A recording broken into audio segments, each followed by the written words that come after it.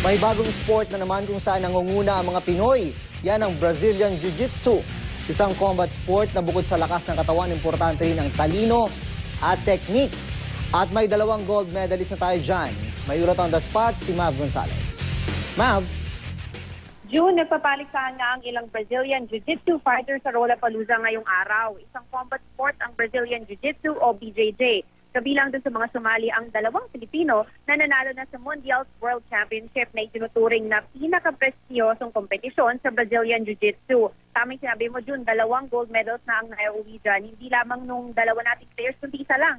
2 gold medals kay Eros Baluyot. Si Meggy Ochoa naman, unang beses palang sumali sa Mundials noong Mayo pero naiuwi agad ang gold medal sa kanyang division.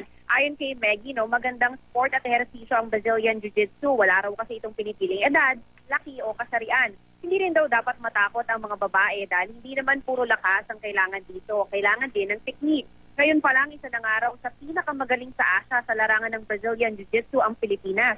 Kaya isa raw itong sport na kaya talagang i-dominate ng mga Pilipino.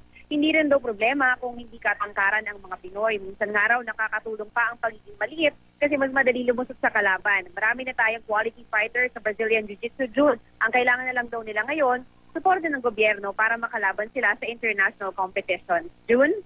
Mav, nabanggit mo yung international competition. Gaano na ba tayo kalayo or perhaps gaano tayo kalapit doon sa level talaga ng top Jiu-Jitsu competition, Mav?